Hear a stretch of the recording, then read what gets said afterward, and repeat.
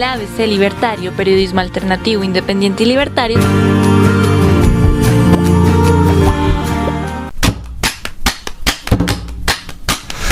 El ABC Libertario, periodismo alternativo, independiente y libertario.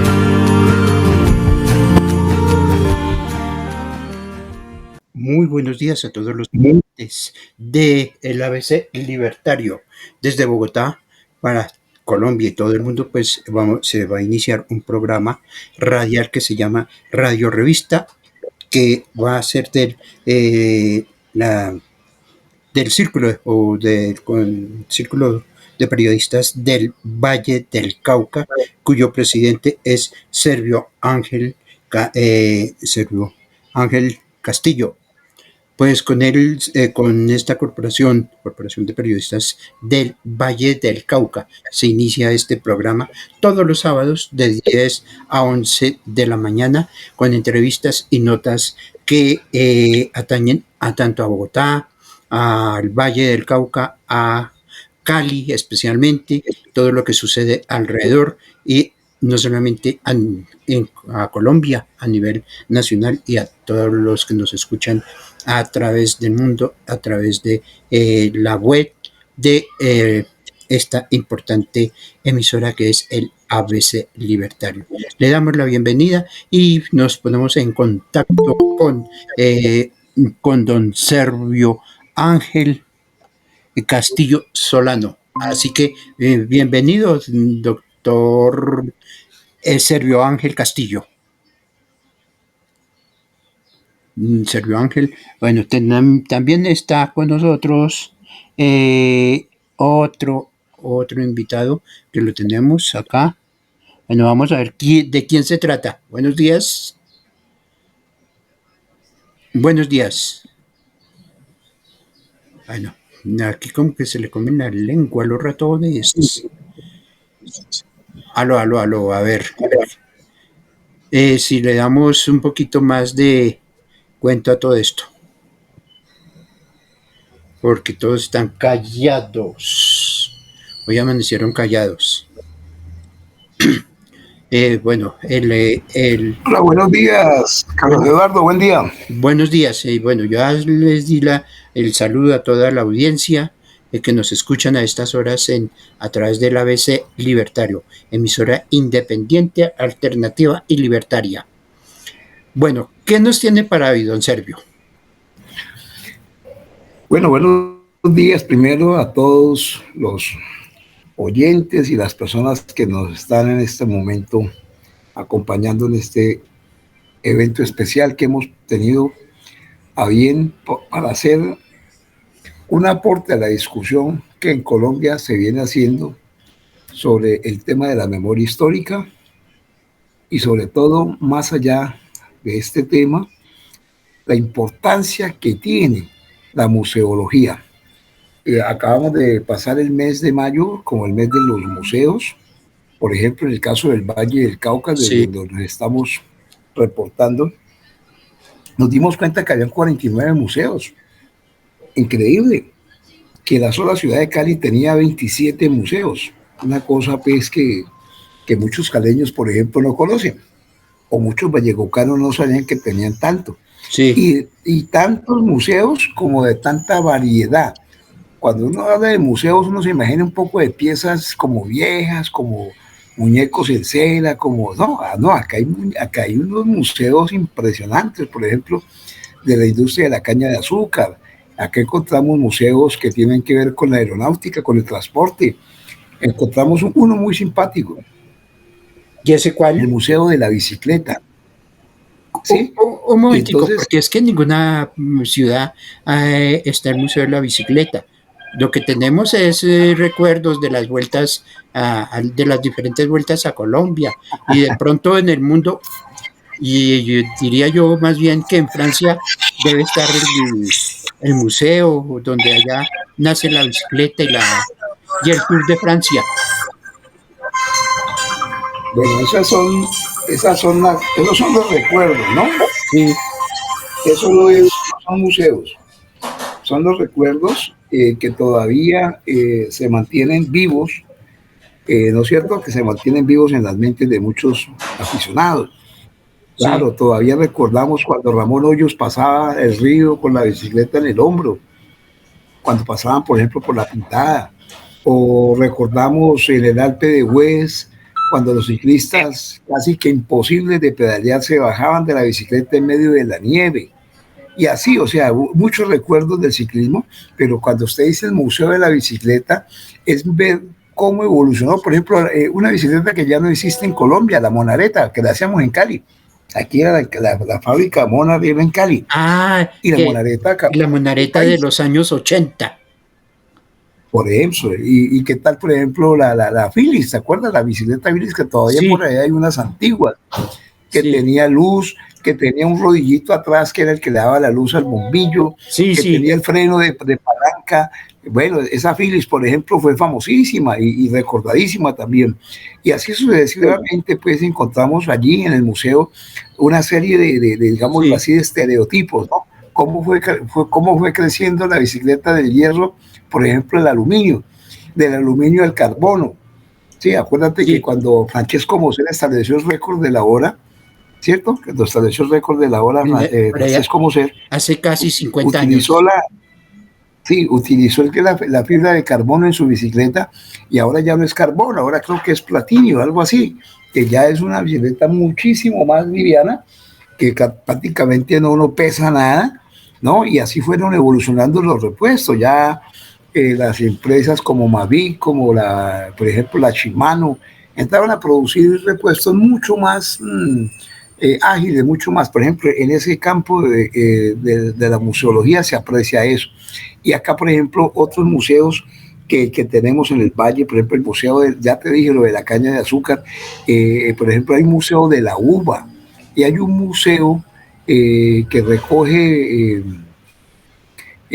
por ejemplo, vinagre, museo del vinagre, vinagre de no sé qué, vinagre de arroz, vinagre de panela, o sea, una cantidad de vinagres, ¿no? O sea, Sí, mira todo lo que la museología nos guarda y que son también cosas del recuerdo y del pasado, de unas tradiciones, de una cultura, y que por eso creemos que el museo hace parte de la construcción de esa identidad cultural, de la recuperación de esa memoria histórica. Y en el caso, por ejemplo, del periodismo, nosotros tenemos una deuda grande, los periodistas, con respecto al tema de la reparación simbólica al periodismo.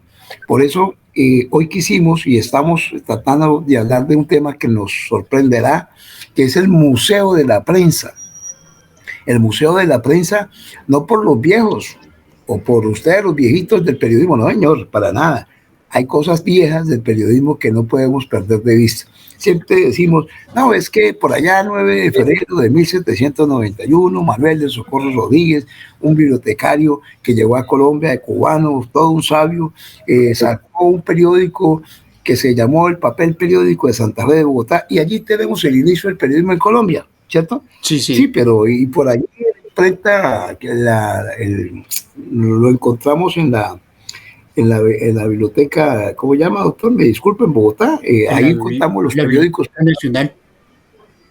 en la biblioteca que encontramos los periódicos pegados, ¿no? De cómo fue el papel periódico de Santa Fe de Bogotá. Y chévere, eso es parte.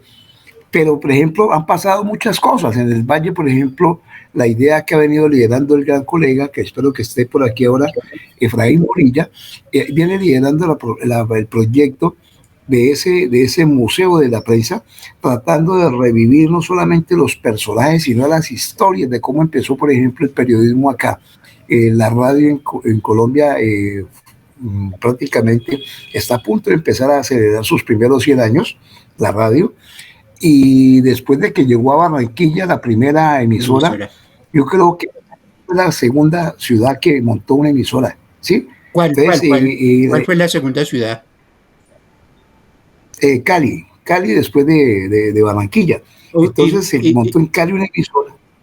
Sí, sí, es me preguntaba. la gran pregunta que le voy a hacer es, ¿luego no fue Medellín o Bogotá, la segunda ciudad? No, no, después vinieron ellas, ¿no? Y después esas ciudades montaron las grandes cadenas de radio. Acuérdate que Caracol, Nace en Todelar, Medellín. nacieron. Todelar Sí, nace en Cali. Dodelar se queda en Cali, pero nació con un proyecto de don Tobón de la Rocha, don Bernardo, en Medellín. Lo mismo Caracol en Bogotá. No, Y después vendía... Caracol nace en, lo que es Caracol nace en Medellín, con la voz de Antioquia.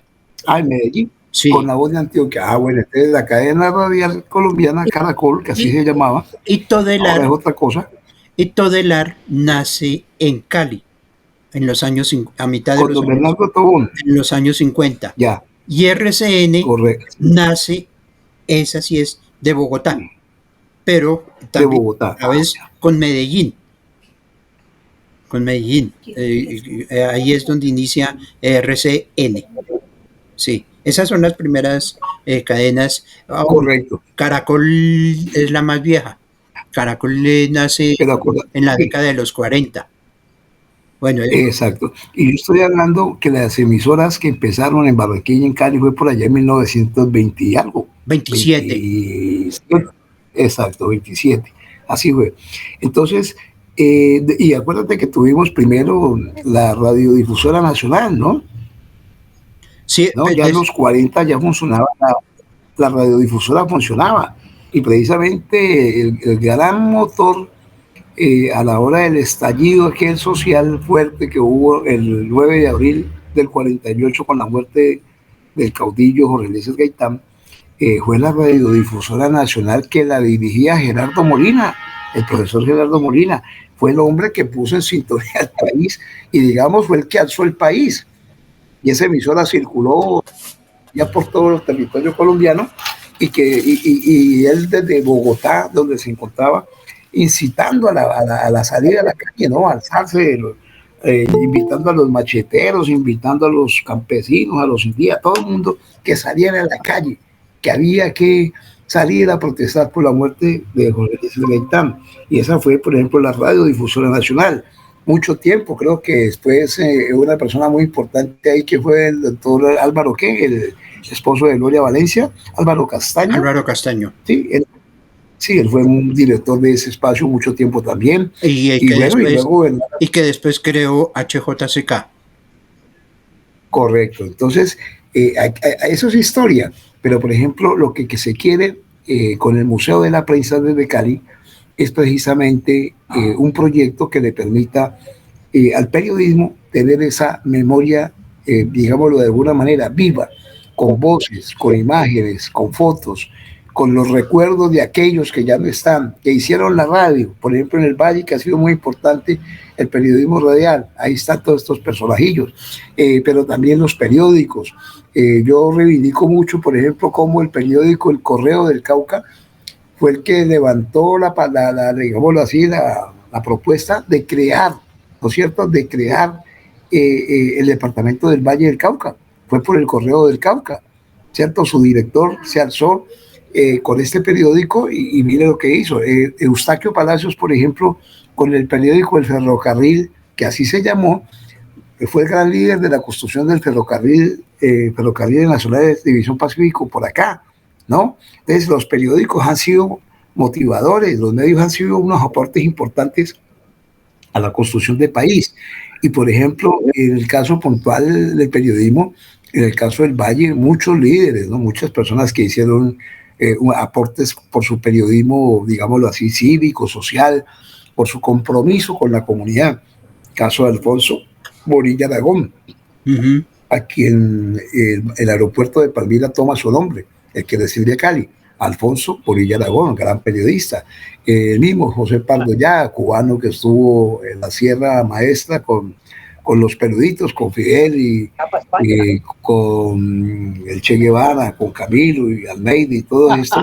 Y José Pardo Ya vino y se quedó en Cali, acá murió, sí, pero hizo un periodismo muy importante, muy distinguido. No, muy distinguido en el periodismo. ¿Para qué? Otro, por ejemplo, que también muy bogotano. Estamos hablando... Henry Holguín. Henry Holguín murió en el Ecuador, pero por acá estuvo en el Valle, en Cali, mucho tiempo, por ejemplo, con Radio Super, ¿no? Mucho tiempo. Hizo un gran trabajo. También estuvo en el diario El Caleño. Y así, personajes de ese tipo, mire, estamos hablando que son protagonistas del periodismo y que sus enseñanzas, sus escuelas, no se cuenta. También hemos tenido personajes Perdón, don Sergio, menos bulliciosos, digámoslo así, perdón, don pero muy Sergio, destacados del periodismo. Por ejemplo, todavía tenemos vivo al doctor José Arturo San Clemente, perdón, mucho don tiempo Sergio, su director usted del país. Sí, nombró a José Pardollada, a Henry Holguín, sí. obvio, hay otros tantos en otros ámbitos periodísticos. Esa fue la época, yo diría que la época dorada de las grandes emisoras colombianas. O sea, estamos hablando entre 1965 y 1985. ¿Es así? Yo diría que hasta los años 90, estos que nombré, ¿Mm? en gran parte. Acuérdate que en los años 60, tal vez tú tienes mejor memoria allí, pero también tuvimos gente importante en la radio, ¿no? O sea, por ejemplo, Lo que yo me acuerdo, hay una nota yo me acuerdo que que nadie recuerda, sí, y que la primera mujer periodista en deportes fue Alegre Levy, una periodista del tiempo, Alegre, una periodista del tiempo Alegre, y que sí, cubría o cubrió las vueltas a Colombia. Hablaba de claro, fútbol. claro. Eh, Teresa Consuelo Moncada también estuvo en esas líderes del periodismo deportivo con el Eli Levy. La misma Claudia Blum, la que conocen como senadora, ¿sí? Ya retirada de la política, por ejemplo, Claudia Blum fue una destacada periodista cultural en el diario El Pueblo. Lo recuerdo cuando yo empecé mis actividades periodísticas en el diario El Pueblo. Me acuerdo de la doctora, pues, Claudia Blum, que no era la doctora, era una periodista de combate que le gustaba, ¿no?, moverse, y mujeres destacadas. Acá estuvimos en deportes también en el país muchos años, a Gloria López, por ejemplo. Y para hablar solamente de los deportivas, pero por ejemplo, mujeres acá en el Valle, todavía por allí anda la doctora Trinidad González, en radio Judy Lizalda todavía anda por allí. Clemencia Medina, también del tiempo, mucho tiempo, Clemencia, en el tiempo, se pensionó allí. Estaba también, bueno, mujeres se destacaron después y nos demostraron que sí, que con ellas también se podía hacer la cosa, ¿no? En unos días que era muy machista el medio. El medio siempre ha sido un medio muy machista. Casi que a las mujeres las pusieron a hacer culturales, sociales, a cubrir lo que la barandita, ¿sí? Era parte de ese trato machista que había, y efectivamente muchas demostraron con mucha capacidad, mucha habilidad para manejar no solamente el micrófono, sino la máquina de escribir, y después las vimos en televisión. Entonces, muy bacano pues todo este recorderis para decir que la intención que tenemos desde el Valle del Cauca es que nos pongamos en sintonía cómo empezamos a orquestar un museo, no solamente de la prensa acá, sino que empecemos a generar, a irradiar esa memoria histórica, no se pierda. Nosotros tenemos el Parque de los Periodistas. El Parque de los Periodistas, por ejemplo, en Cali nos lo dieron por consejo o acuerdo del consejo número 10 del 19 de abril, del 17 de abril de 1989, y por ejemplo el museo en su acuerdo, perdón, el consejo en su acuerdo dice que para reivindicar la memoria de los periodistas sacrificados, ¿sí? Se refería a los muertos. El Valle del Cauca es la región que más muertos le ha puesto a esto al periodismo. 75 tenemos muertes violentas, y por ejemplo el Valle del Cauca, allí en el obelisco que construimos para esa época, pusimos los primeros nombres. Ya hoy no cabrían esos 75 nombres.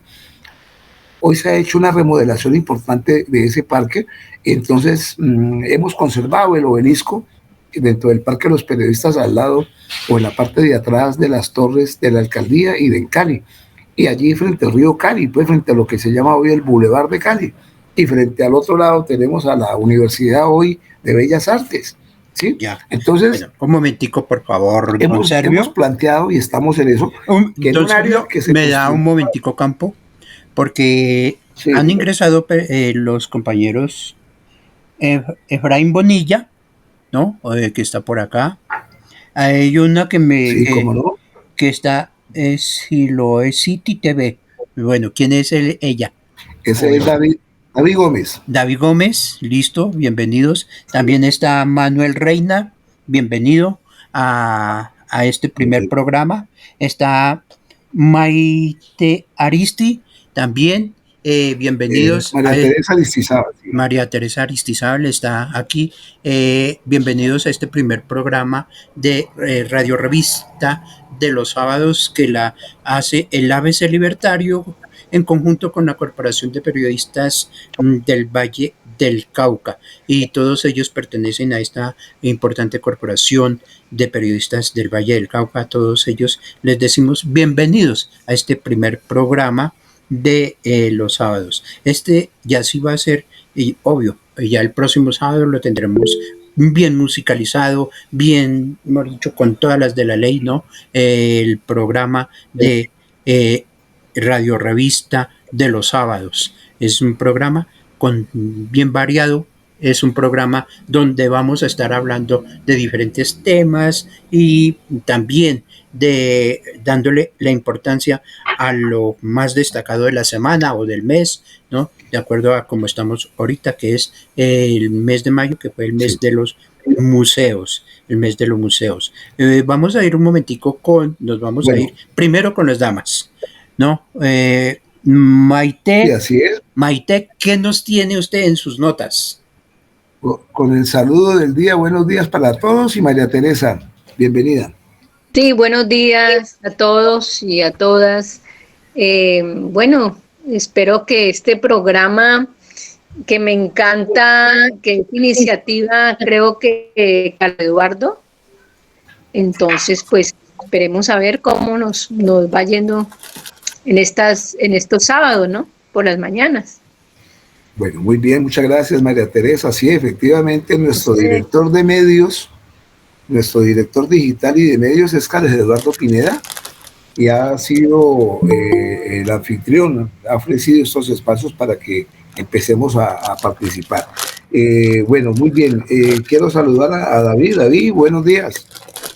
Hola, buen día para todas y todos. Bueno, hermano, ¿cómo vas? ¿Cómo te acaba de ir? Porque contigo hay un espacio ahora que vamos a desarrollar muy importante. ¿Cómo va todo por allá? Desde Siloé City. Bueno, muy bien por acá. Todo va bien. ¿Desde qué ciudad me dice? Siloé. Siloé, Cali. Oiga, es bueno que nos traiga por allá notas importantes de Siloé y todo lo que sucede. Sí. Estamos con Manuel Reina. A ver qué nos dice Manuel. A Manuelito.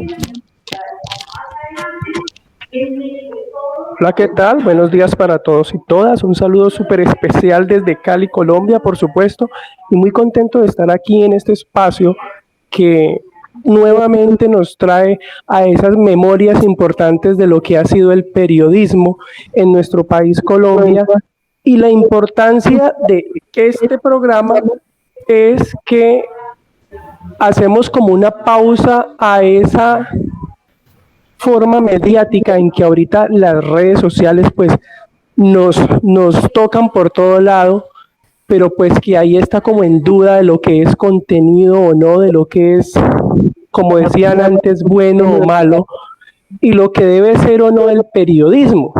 Entonces estas conversaciones son muy vitales para traer a memoria el periodismo de antes y unirlo con el presente y con lo que puede ser el futuro, y sobre todo con personas que tienen tanto conocimiento como es Servio Ángel Castillo, la Corporación de Periodistas del Valle del Cauca, el señor Carlos Eduardo, y por acá las demás personas que acompañan el espacio. Entonces, un aplauso por pensarse este programa y bueno, ánimo, y el camino es largo. Feliz día. Bueno, feliz día, Manuel, muchas gracias. Le damos la bienvenida a David. David, ¿Siloé City? ¿O?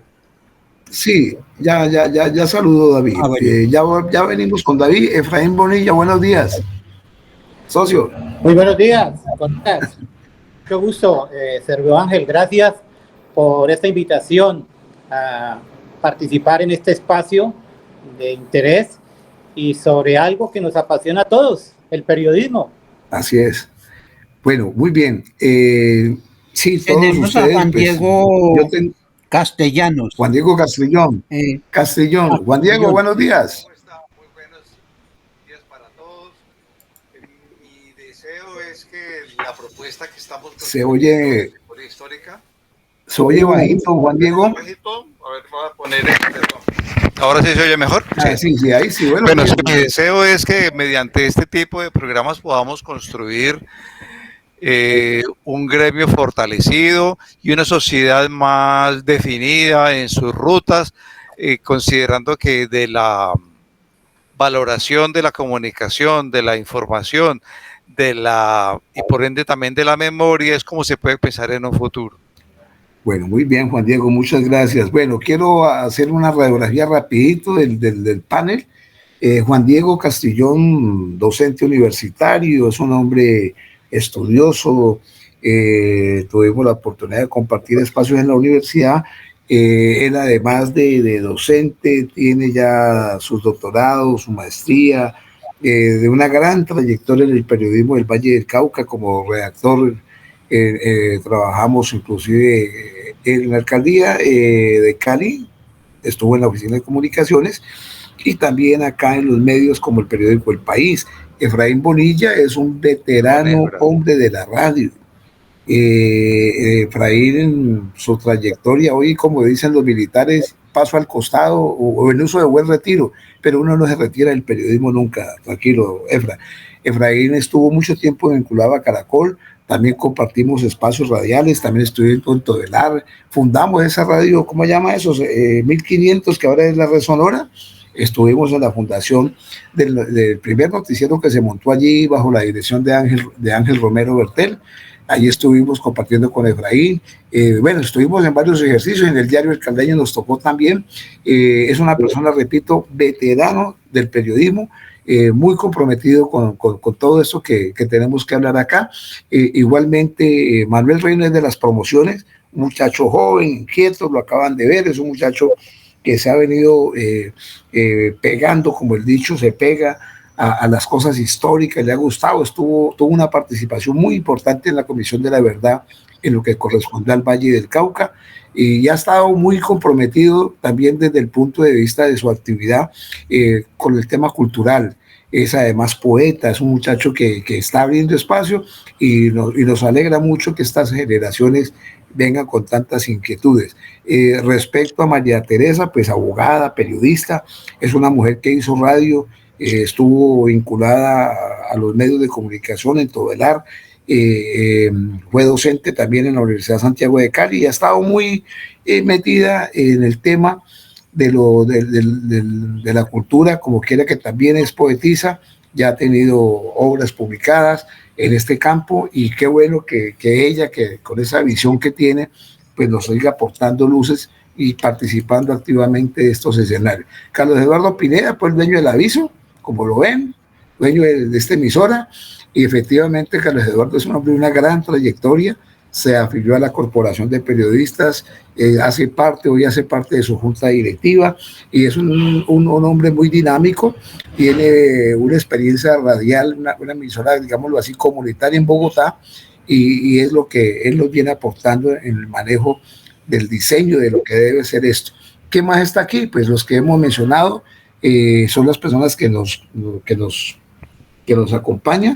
Servio, pues es Servio, ustedes lo conocen mejor que yo, Sí, entonces no se preocupe. Entonces, en ese sentido, habíamos hecho una pequeña introducción con respecto a lo que fue el mes de mayo, el mes de los museos. Aprovechando la fecha en mayo, que es el 18 de mayo, el Día de los Museos, se trabajó una agenda de museos en el Valle.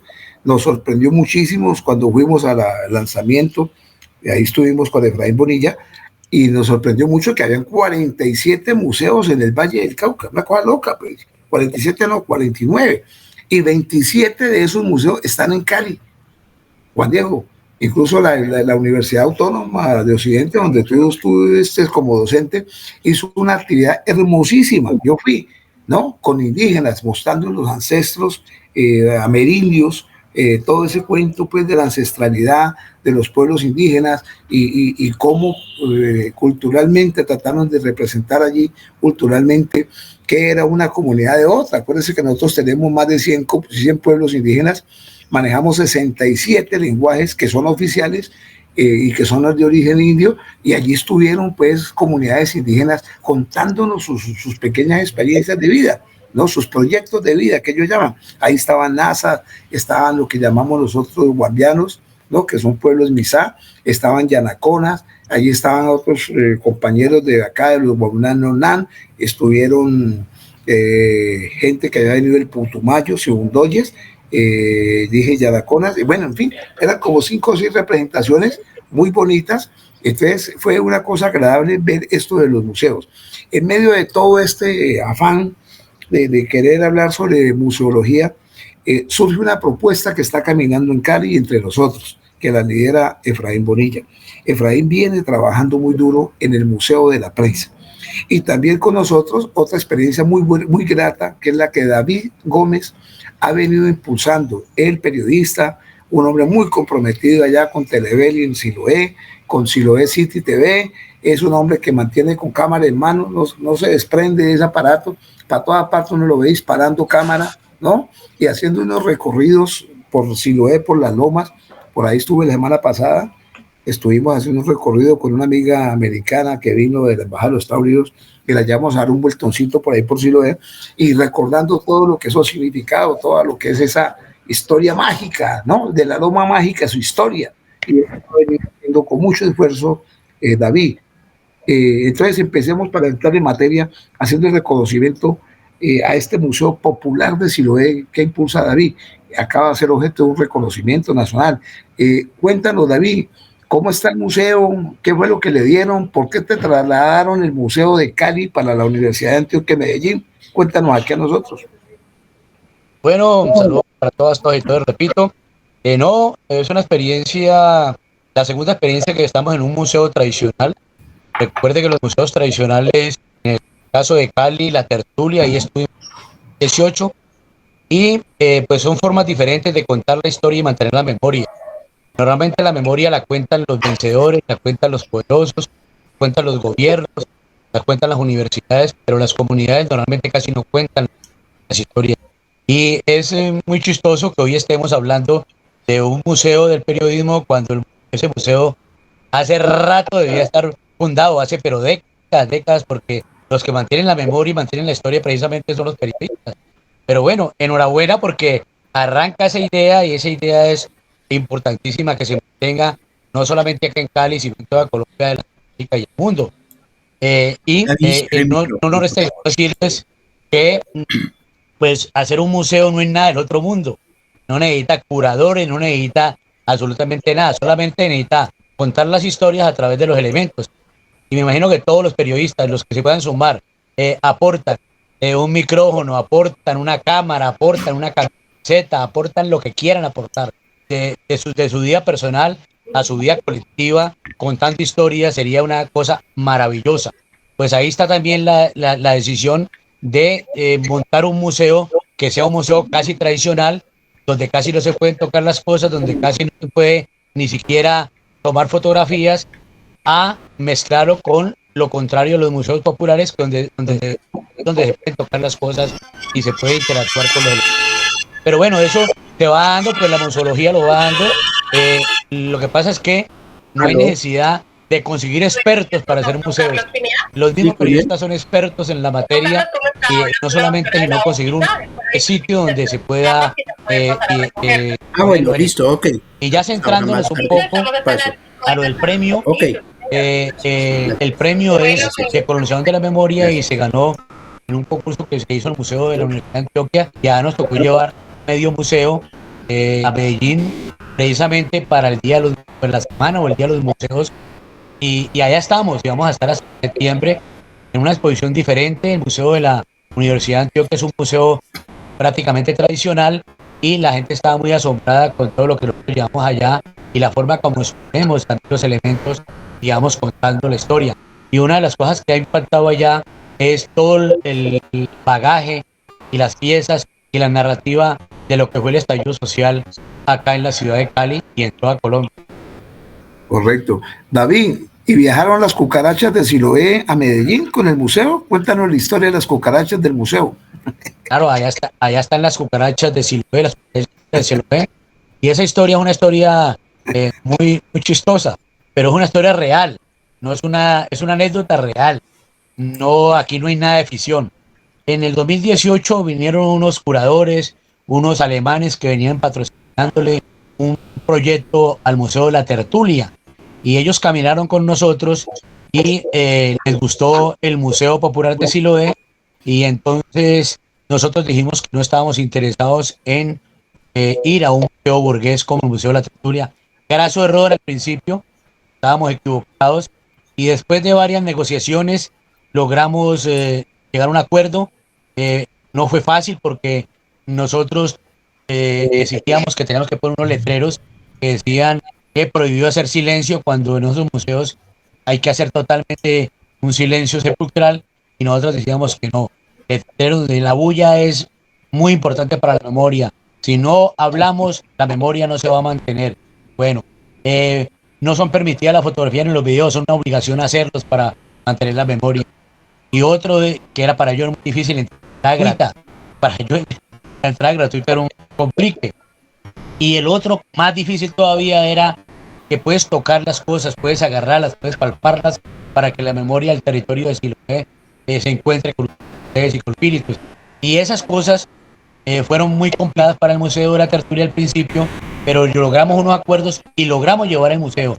Y en los primeros 2 días, cuando llevamos todas las piezas empolvadas, pues obviamente ellos armaron allá una sala de desinfección y decían que entraba y que no entraba, mientras ellos sacaban una cosa que no puede entrar porque tenía bacterias, hongos, una cantidad de cosas que ellos creen que no, que le va a contaminar su espacio, pues nosotros por un lado volvíamos y se la dejábamos otra vez.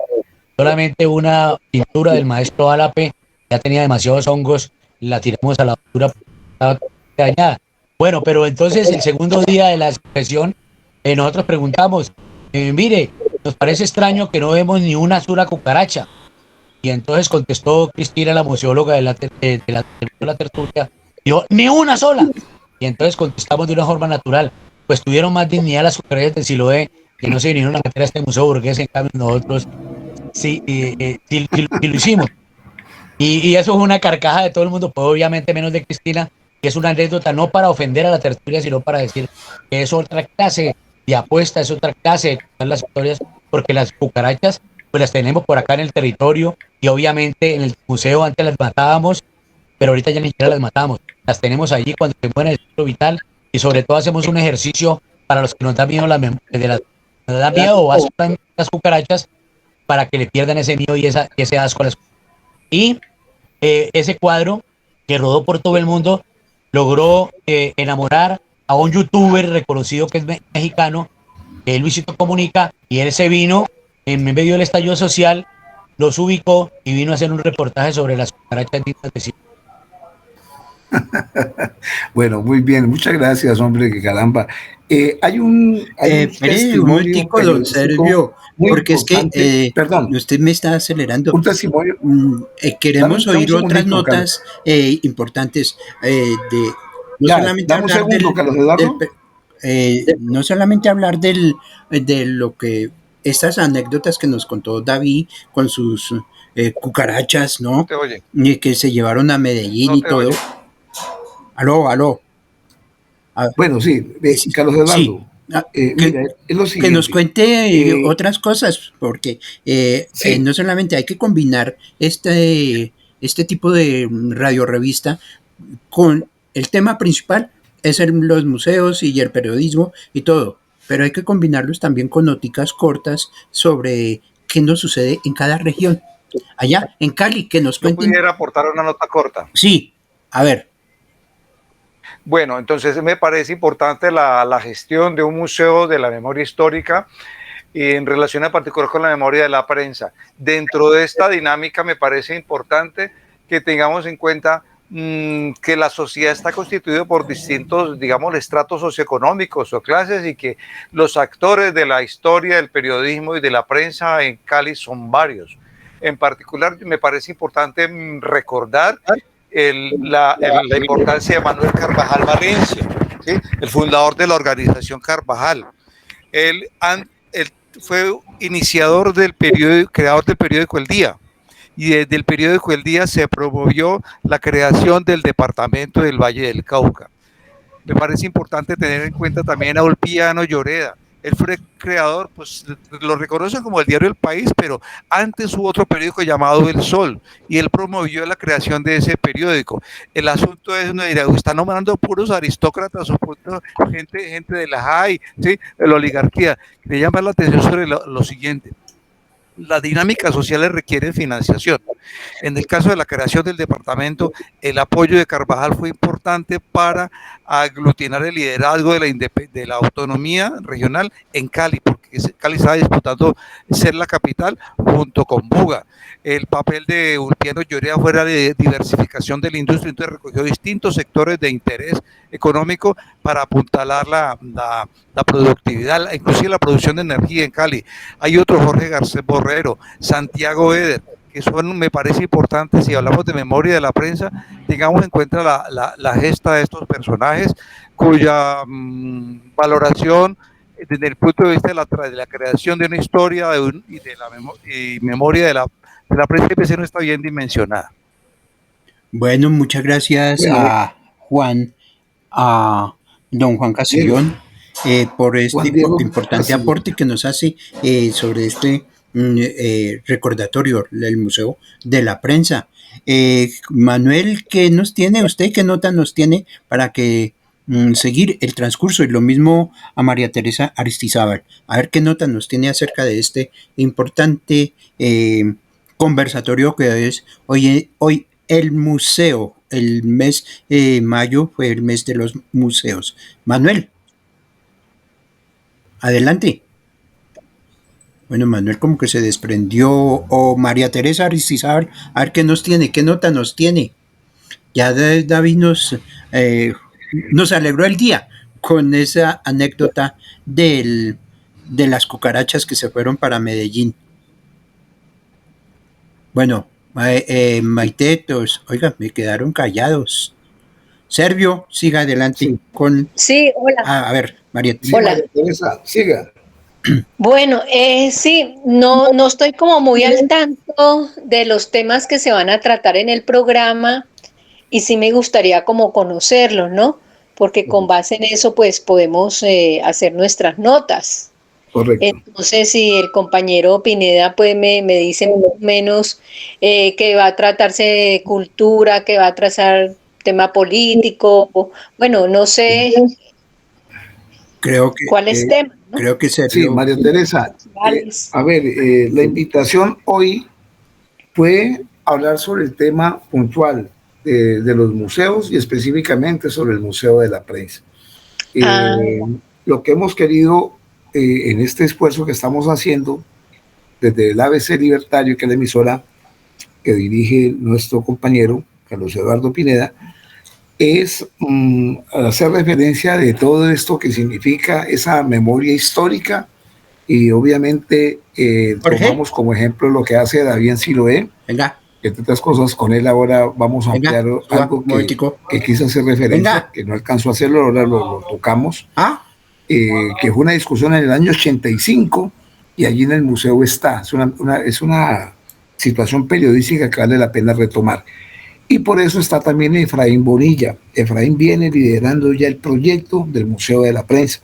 Y queríamos que Efraín nos contara el avance de esto y el trabajo multimedial que está haciendo precisamente con el apoyo de las hijas y creo que el yerno también.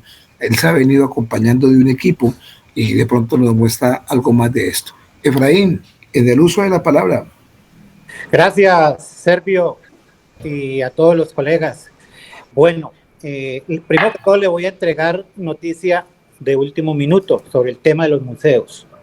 Hoy vamos a lanzar por el canal YouTube la Corporación Casa Museo de la Prensa, que usted dice, sí, era un proyecto que venía, pero que ya se ha convertido en una corporación.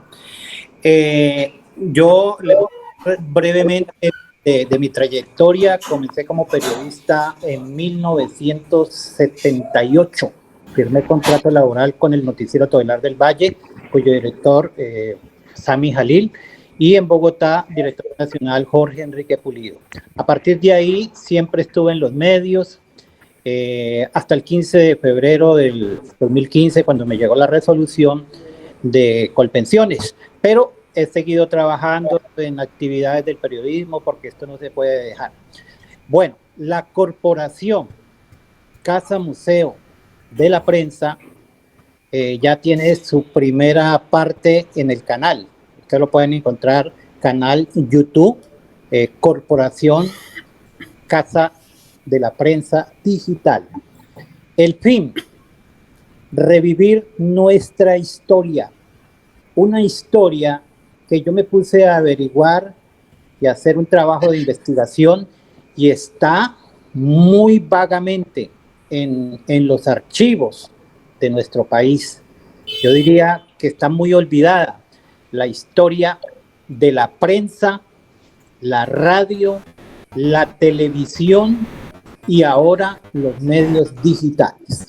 Entonces, la invitación es a todos ustedes, como lo dijo Servio, estoy con la Corporación de Periodistas del Valle del Cauca, está también Freddy León Cuellar del Círculo de Periodistas de Cali. En México está Henry Romero, que también hace parte del comité organizador. Henry Romero trabajó muchos años en la ciudad de Cali como reportero gráfico. En la capital de la República está Fernán Astaiza, un veterano locutor que todavía está al aire en Bogotá, en su emisora Ciberlatina, en FM. Y aquí en Cali, pues ya tengo un comité con muchos miembros de la radio, como Edgar Ortega, como Fernando Muñoz, el caso también de Ernei Aldana en los periodistas, que han estado ya entregando y haciendo investigaciones, porque es que lo que se requiere de un museo es presentar realmente la historia de cómo fue, qué fue lo que pasó, cómo estamos, para dónde vamos. De modo que esa es la buena noticia. La corporación Casa del periodismo digital, Casa Museo, Prensa Digital, ya es un hecho, y los invito a todos a que entren ahí al canal YouTube y vamos a recibir sugerencias, vamos a recibir opiniones, vamos a recibir todo lo que ustedes tengan guardado allá en sus álbumes para que este museo, Casa Museo de la Prensa, pues comience a crecer y a crecer. De modo que ese es el fin. Quiero agradecerle mucho a Servio por esta invitación. Servio es mi socio, colega de toda la vida en estas líderes del periodismo. Y bueno, la idea es esa, poner a disposición de todos ustedes Casa Museo de la Prensa. Muy bien. Bueno, Freddy, muchas gracias. Le damos la bienvenida a Isabel Cortés. María Isabel, bienvenida. Está en Canadá por estos días. Saludo especial en este momento. Servio, muy buenos días a todos y a todas. Un gusto estar por acá. Qué pena que tuve inconvenientes de conexión, pero pues por acá me parece muy importante esta iniciativa. Muchas gracias. Muchas gracias a ti, María Isabel. Estás pendiente de la corporación, ella también hace parte. Por razones de seguridad tuvo que abandonar el país. Estábamos comprometidos en un tema de los derechos humanos y pues la policía, que no deja de amenazar defensores de derechos humanos, pues también la incluyó a ella en un listado y eso se logró un problema de seguridad y familiar. Entonces, me alegra mucho saludarte y este espacio, a pesar de la distancia, también está para ti y está para que podamos seguir ventilando nuestras ideas y nuestras propuestas acá. Le damos Quiero hacer un énfasis. Le damos la bienvenida a Eliana Oliveros. Eliana. Buenos días, muchísimas gracias y perdonen tan tarde que me conecté. Por motivos de salud he estado muy ausente. Bueno, entonces siga con... Sí, así es. Esperamos que estés mejorando, superando todas esas crisis que enfrentan. Sí, que queríamos retomar, miren ustedes cómo siempre hemos dicho que el periodismo es el testigo de la historia, ¿sí? Y así se nos ha visto, somos testigos de la historia. Parte de ese testimonio periodístico, por ejemplo, hemos venido con David trabajando el tema que ya, digamos, es el primer caso que pudimos elevar de un falso positivo periodístico, ¿sí? Pasó en Cali en el año 85, por los días de septiembre, cuando en medio de los conflictos que representaba Siloé en orden público, había una presencia dominante de una tropa, llamémoslo así, que se llamaban milicias del M-19, grupo guerrillero, y había una presión constante, permanente de la fuerza pública, ejército, policía, DAS, todo el tiempo estuvieron tratando de recuperar el espacio que el M-19 ocupaba, que estaba allí. Y en una mañana fría pasó un hecho bien incómodo. Pasaba un niño de 14 años, arriando un caballito o arriando unos caballos que el padrastro cuidaba. Entonces pasó el niño por el medio de una zona que ya está muy habitada, era una zona despejada, una zona de potrero, y pasaba el niño por allí cuando ¡ping! El ejército le disparó y lo mató, ¿cierto?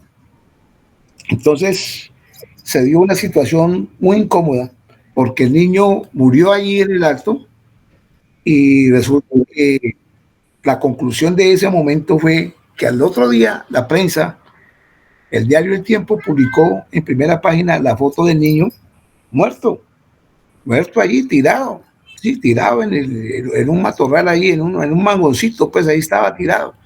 Pero el mismo día, el diario El País, nosotros periódicos de Cali, publicamos la foto del mismo niño, pero con un fusil. Sí, un fusil, además M16, que era casi que el alto, pues, del peladito, ¿no es cierto? Imagínate. Y ese muchachito quedó como abrazando el juguetico, pues, un M16, ¿sí?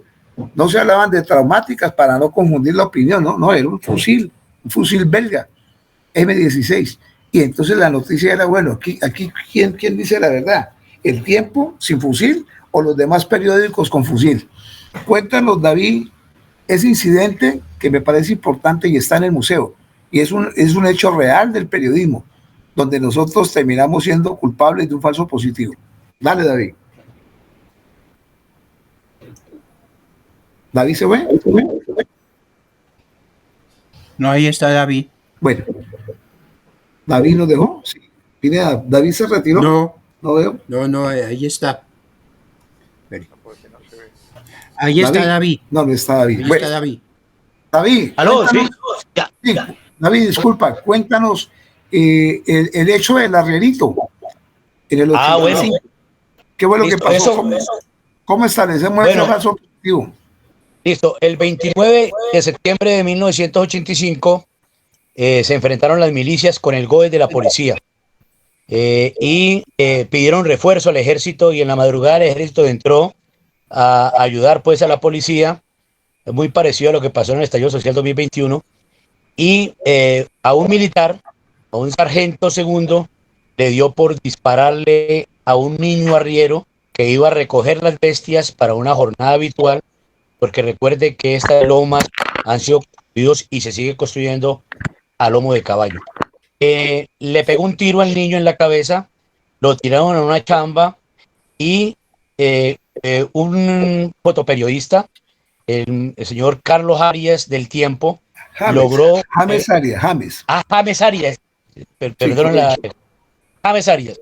James Arias llega, se les mete y toma la fotografía del niño, obviamente sin fusil, un niño de 14 años, Jorge Eliezer Ramírez, y minutos después los otros periodistas logran entrar, pero ya cuando ellos entran, automáticamente el niño tiene un fusil M1 en su cuerpo, un fusil que posiblemente era más grande que él, y inclusive los expertos en balística argumentan que la posición del fusil no era de alguien que estuviera disparando. Bueno, el caso es que nosotros comenzamos a hacer la investigación de acuerdo a las fotografías de los periódicos y en medio de la investigación nos damos cuenta y rastreamos que es el primer falso positivo documentado en Colombia.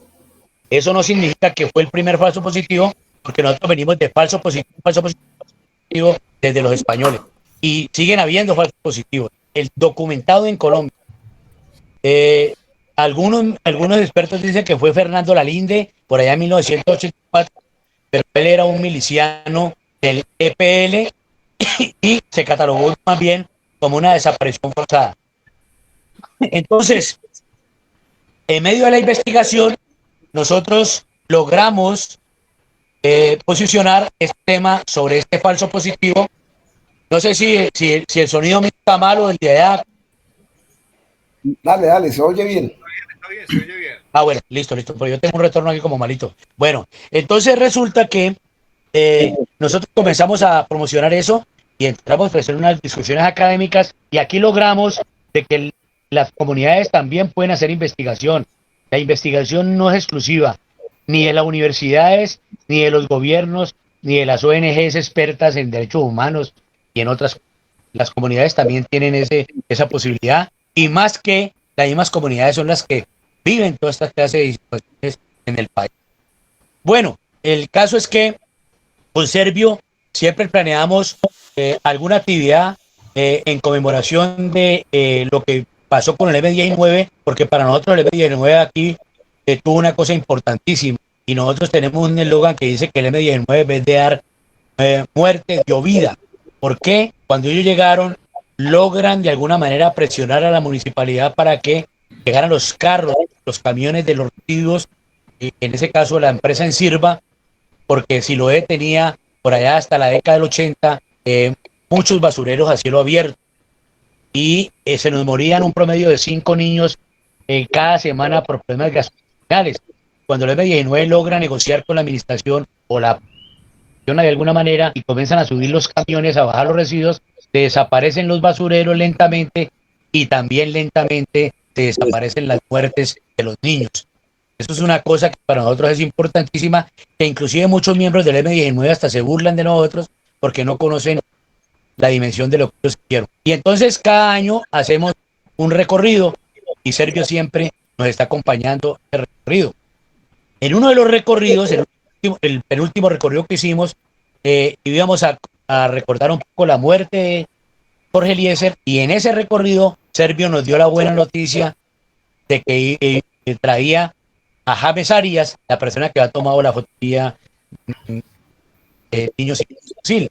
Y en medio de los días se consiguió el otro contacto que Servio me corrige. Jorge Hernán Sánchez. Jorge Hernán Sánchez, que vive en Estados Unidos, ¿no?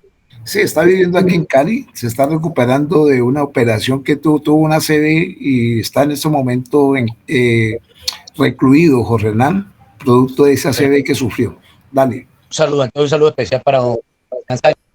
Y bueno, en ese recorrido caminamos, contamos la historia de la toma del M19, de la operación Navidad Limpia, de la casa del Marín, donde le violaron a su esposa, a su compañera, y muchas otras anécdotas, y llegamos al museo y comenzamos una charla que está haciendo el acompañamiento Servio. Servio está dando la palabra, y interviene James y cuenta cómo llegó, cómo tomó la fotografía, y entonces en medio, cuando James Arias estaba hablando, don Jorge Eliezer lo que hace es... Jorge Hernán, perdón, siempre me equivoco. Jorge Hernán lo que hace es decir, no, yo también, cuando entré, vi que el niño no tenía fusil. Y entonces, obviamente, eso, nos sorprendimos. Nosotros estamos en un Facebook Live por Siloé TV y por Siloé Visible en el Facebook. Y entonces no podíamos desaprovechar. Bueno, pero ¿cómo fue lo que pasó? Y entonces él dice, no, el niño no tenía fusil. Pero mi jefe, el jefe de redacción. El jefe de redacción judicial, Armando Galvis. Eso, este señor le sugirió a uno de los militares que le pusieran un fusil a un lado del niño. Increíble eso.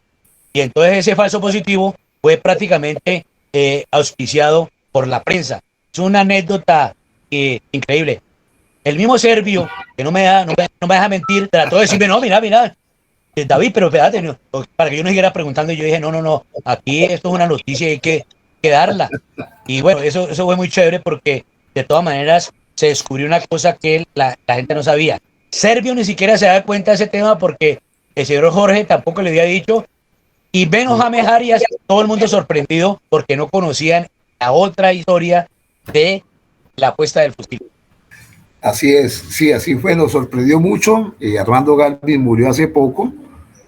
Fue un periodista judicial de mucha trayectoria en el diario Occidente primero, luego en El País como jefe judicial. Trabajó, pues, digámoslo así, con nosotros.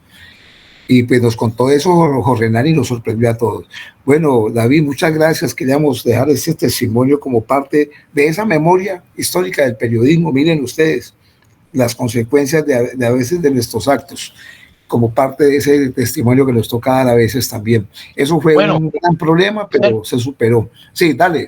Servio, no, y ya como aporte pues al Museo de la Prensa, nosotros podemos donar una de las cámaras VH cuando iniciamos con Tele20 y Televeli por allá en la década del 90, nuestro primer canal comunitario que llamó Tele20 y que es la base fundamental para la construcción del Museo Popular del Siglo D, el Museo Femenino de la Salsa y todas las historias que nosotros contamos con la ruta por este lado. Entonces ya cuenten con una cámara de nuestro canal comunitario Tele20 para comenzar a rebustecer lo que será el Museo de la Prensa. Muy bien, bueno, muchas Sergio, gracias, David. Nos quedan 2 minutos para el programa y queremos oír más bien todo los aportes o cómo nos van a aportar, por ejemplo, Marisabel Cortés, que está en Canadá, ojalá que se haga presente cada sábado en el programa, lo mismo Eliana Oliveros, ¿no? Como en este cortico, estos minutos tan cortos que ellas estuvieron, ¿cómo les ha parecido esta sección del programa? Marisabel. Creo que no nos... Gracias, Carlos Eduardo.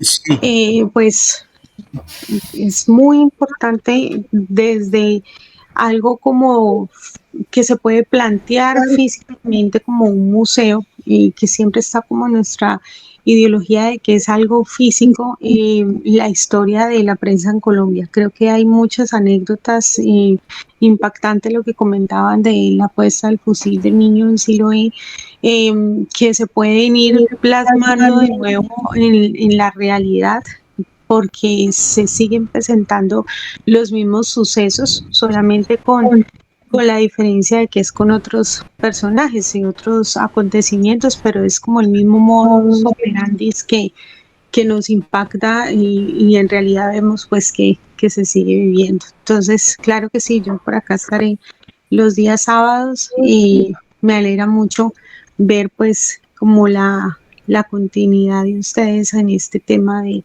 mostrar desde la parte periodística todos los aportes pues que se pueden hacer en comunidad. Muchas gracias por la invitación y por acá estaremos. Y Marisabel, ojalá que usted nos traiga esas anécdotas o experiencias o noticias que se desarrollan en Canadá. Claro que sí, hay muchos, hemos estado trabajando fuertemente en el último mes, tratando de establecer pues contacto con los diferentes nodos y distintos grupos, colectivos e iniciativas que hay de colombianos acá en territorio canadiense, que realmente pues como sabemos más desde la parte política es cuando es donde están más activos. Entonces, pues apoyando todas las iniciativas que hay en territorio nacional, como la gran marcha ahora del 7 de junio que está convocando el presidente Petro. También viene la conmemoración del primer año pues de gobierno de elecciones, pues que ganó las elecciones. Entonces es esa parte pues que uno ve más presencia acá y por supuesto que estaremos informando. Muchas gracias. Bueno, nos vamos con Eliana Oliveros. ¿Cómo le ha parecido en estos minutos el programa? Bueno, es muy interesante uno darse cuenta de que este problema de los falsos positivos no solamente viene desde lo que nosotros pensamos desde cierta época, sino que viene desde mucho más atrás o desde siempre. La única diferencia es que anteriormente no habían tantas cámaras y obviamente muchas de las cosas quedaban impunes y todo el mundo pues se creía nomás de los noticieros que eran los más importantes y los que supuestamente informaban la verdad. Entonces quedábamos como creyendo todo el tiempo de que eso era así y realmente nos damos cuenta que hemos vivido muchísimos años engañados de unas falsas noticias que todo el tiempo han hecho creer al país cosas que verdaderamente no son realidad, que todo es mentira, como lo de la toma del Palacio de Justicia y muchas otras cosas más que ya uno hoy en día entiende porque ya se ha informado, porque está investigando o porque por medio de que del periodismo sabe que no es así, pero realmente falta muchísimo, muchísimo por dar a conocer a la gente y que tomen conciencia Aló. de que lo que está pasando viene desde mucho tiempo atrás y que estábamos todos en completa ignorancia. Montico. Muy bien. Pero es muy, muy interesante esto. Muchas gracias por invitarme. No, señora, a usted, Eliana. Bueno, muy bien. Bueno, el Servio, pues en un minuto, entonces tenemos para que despida y muchas gracias a todos los invitados. Bueno, un momentico, a María Teresa Aristizábal. ¿Qué opinión merece el programa, María Teresa? Sí, me gustó mucho, pero quería proponer algo. Resulta que cuando, no sé si de pronto poner en el museo de uno de los teléfonos antiguos, esos negros pesados, no sé si te acuerdan alguno, ¿no? Manuel Humo, cierra un momento el micrófono. Que no deja escuchar.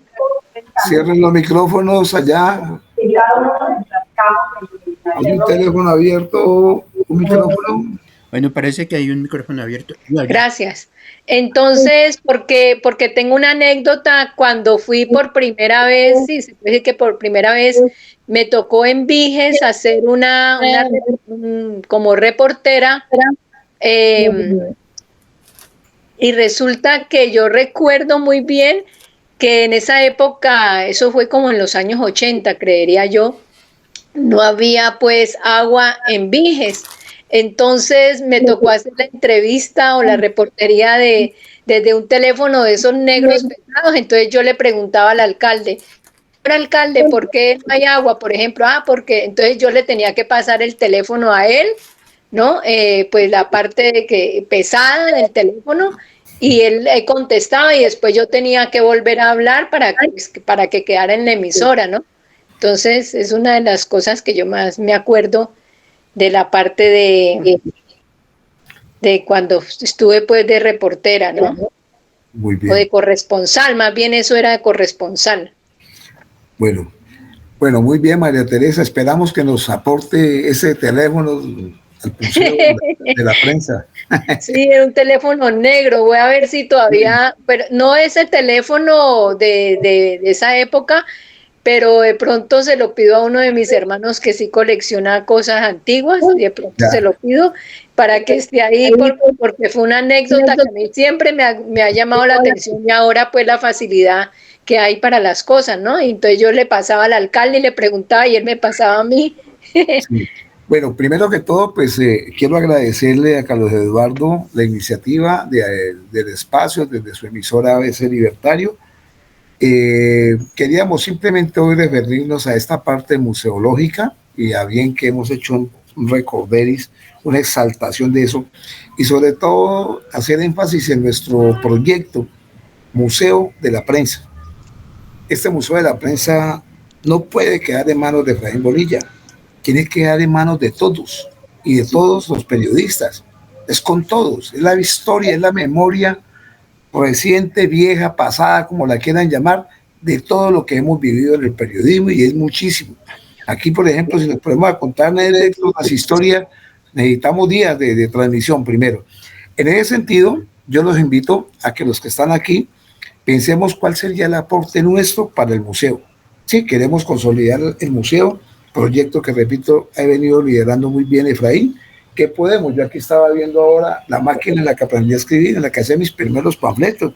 Hacía Ñanche Chávez, el Sí. periodiquito estudiantil. La tengo, Olivetti, yo siempre la he cuidado y funciona inclusive con la tinta rojo y negra, ¿se acuerdan? Aquí la tengo, Sí. aquí la tengo. Ahí tengo unos libros sobre la historia del periodismo, Efraín, que ya te los había comentado, inclusive libros del maestro Antonio Valencia, Guarniego, profesor nuestro. Él escribió sobre la historia del periodismo vallecaucano. Esos libros deben ir a manos de ese museo, deben quedar allá. Y piezas como las que ofreció David del Museo Popular de Siloé. No solamente esa que él dice, ese transmisor que fue muy bueno en su época, sino que allá podemos encontrar otros elementos. James Arias, Jorge Hernán Sánchez, el mismo Aimer Albert, que son fotoperiodistas nuestros, estrellas, grandes fotoperiodistas. Ellos tienen algo para aportar y me lo han expresado ya, ¿no? Que quieren hacer sus aportes para que ese Museo de la Prensa, además del trabajo digital que se está haciendo, Efra, también lo podamos ir consolidando en lo físico. Y así sucesivamente esperamos que ustedes miren. Efraín se refirió a las fotografías. Yo creo que sí. Nosotros tenemos, por lo menos yo recuerdo aquí en mis álbumes, una gran cantidad de fotos. Sí, y ahora ya no se usan las fotos, muy pocas, pero esas fotos viejas nos van a servir mucho para ilustrar. Entonces, esos aportes los podemos hacer cada uno dándole la forma, dándole la figura que nosotros que tenemos de idea de museo para efectos de sacar este proyecto adelante.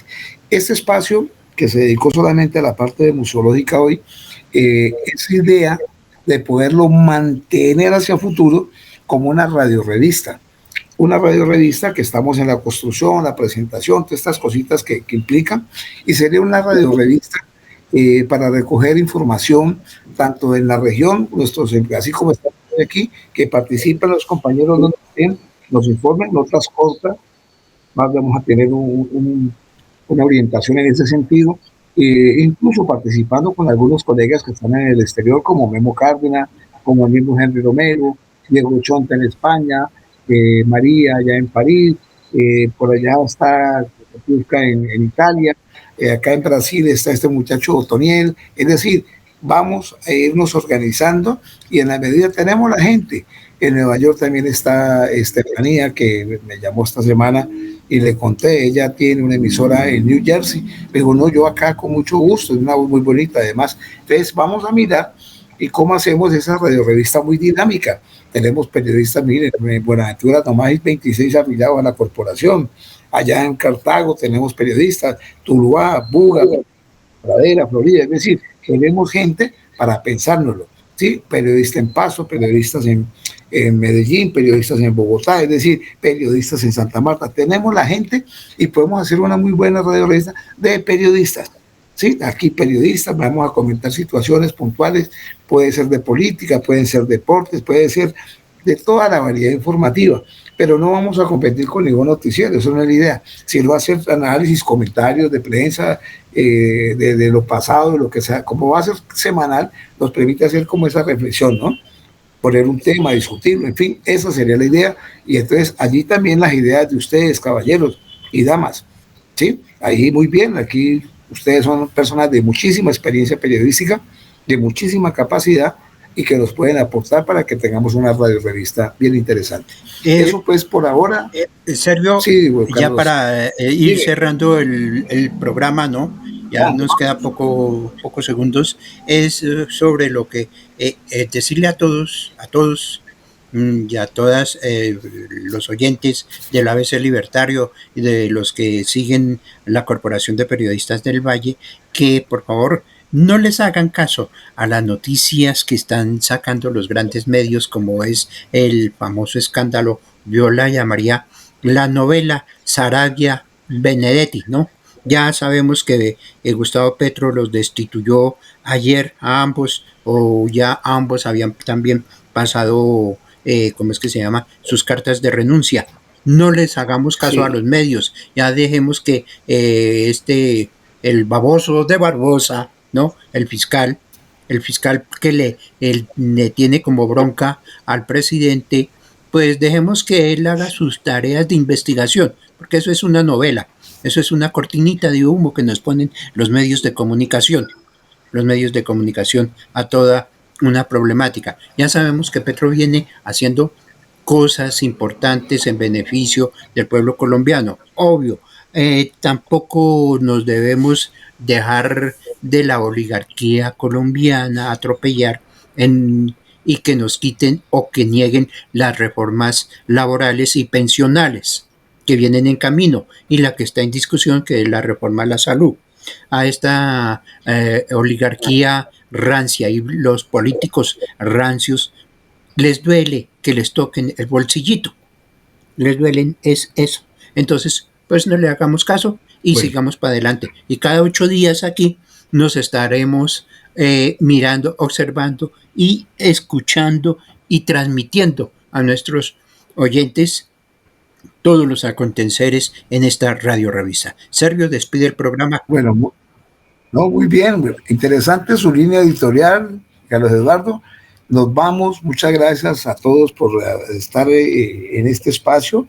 Ya seguiremos informando y vamos a tratar de estar el próximo sábado para efectos de empezar pues a ir dándole forma y figura a nuestro espacio radial que hemos tratado de proponer para que sea también un espacio de todos. En todo caso, muchas gracias, Dios les bendiga o nos bendiga a todos y nos vemos en una próxima oportunidad. Gracias a Carlos Eduardo y hasta la próxima cita. Un abrazo. Chao. Chao, chao. Chao, chao. Saludos a Don Efra. Gracias, que tengan buen fin de semana. Igual, todos, para todos. Gracias, igual.